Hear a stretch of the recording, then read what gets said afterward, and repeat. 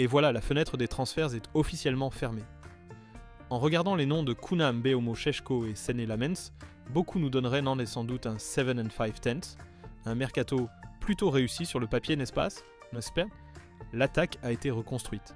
Un gardien compétent a été recruté. Les scories, comme Anthony Sancho ou Rashford, sont partis.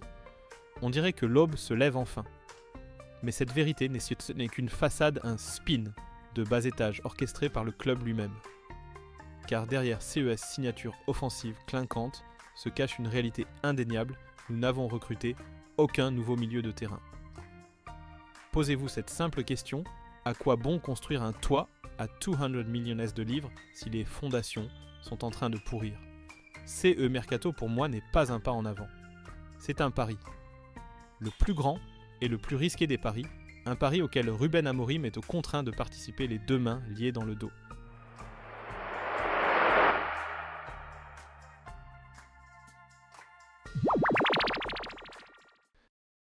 Et la pièce de théâtre commence. On constate une évidence, aucun nouveau milieu n'est arrivé. L'excuse de la direction. Pas assez d'argent. Un mensonge pur et simple, une insulte à notre intelligence car il tente de masquer un problème bien plus profond, une maladie qui ronge CE Club depuis plus d'une décennie, le mépris du milieu de terrain. CE problème n'est pas nouveau. Il ne date pas de cet été.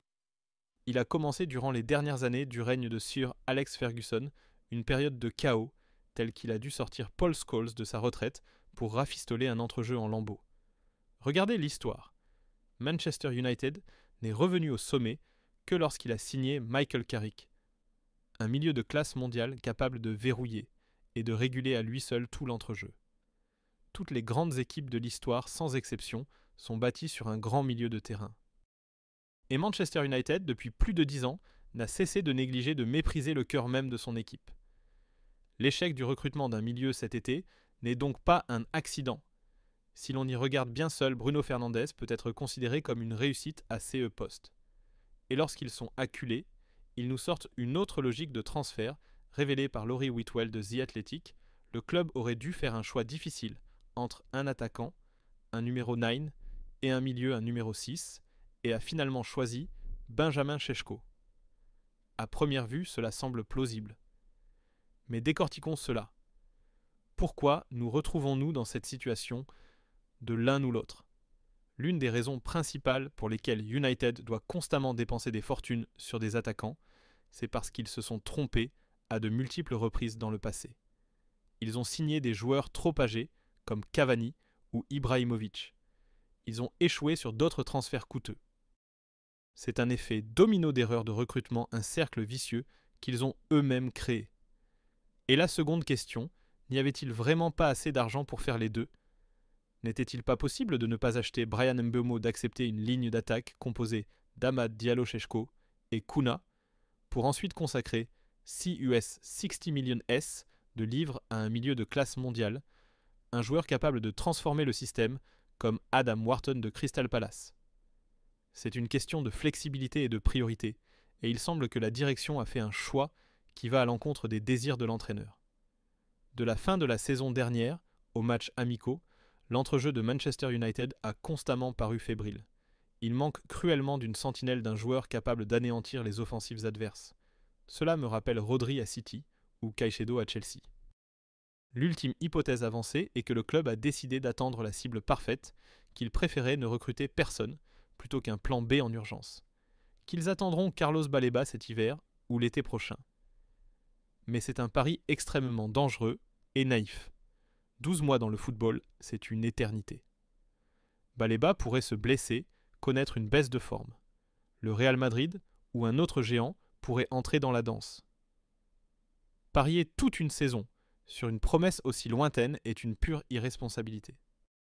Cet échec sur le marché des transferts ne laisse donc pas à Ruben Amorim un simple problème, mais un véritable désastre tactique.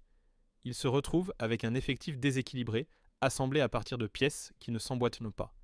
Regardez le tableau d'ensemble. Manchester United possède désormais une attaque à près de 200 millions de livres, une force de frappe qui sur le papier peut percer n'importe quelle défense. Mais ils n'ont pas la rampe de lancement au milieu de terrain pour les alimenter. Et plus grave encore, ils n'ont pas le bouclier assez solide pour protéger les espaces laissés dans leur dos. Comment en sommes-nous arrivés là? La réponse se trouve dans un cercle vicieux d'autodestruction qui dure depuis des années. Regardez la politique de transfert du club. Ils ont dépensé 70 millions S sur Casemiro, 50 millions S sur Ugart, mais aucun n'est une solution à long terme ou présente des lacunes techniques et tactiques évidentes. Le fait de se tromper constamment dans le recrutement les oblige à retourner sur le marché pour corriger leurs erreurs, et l'argent continue d'être jeté par les fenêtres. Ce cercle vicieux est encore pire en attaque. Manchester United est obligé de dépenser sans cesse pour des numéros 9 car il persiste à chercher des solutions temporaires. Il signe des joueurs en fin de carrière comme Ibrahimovic ou Cavani qui ne sont utiles qu'une ou deux saisons. Quand ces solutions miracles arrivent à expiration, ils doivent retourner en panique sur le marché, dépenser à nouveau pour combler le vide. Cette boucle a asséché le budget et a fait perdre un temps précieux, empêchant de prioriser correctement les postes fondamentaux, le cœur de l'équipe, comme le milieu de terrain. Et aujourd'hui, c'est Ruben Amorim qui en paie les conséquences. La faiblesse de l'entrejeu va forcer tout son système à fonctionner en surcharge permanente. Les défenseurs centraux devront monter de manière plus risquée pour combler les brèches. Les attaquants comme Kunam Mbeumo et Mount ne seront pas libérés. Ils devront décrocher plus souvent pour construire le jeu eux-mêmes, CE, qui usera leur physique et diminuera leur lucidité. Le pire, c'est que Manchester United est devenu un livre ouvert pour n'importe quel adversaire.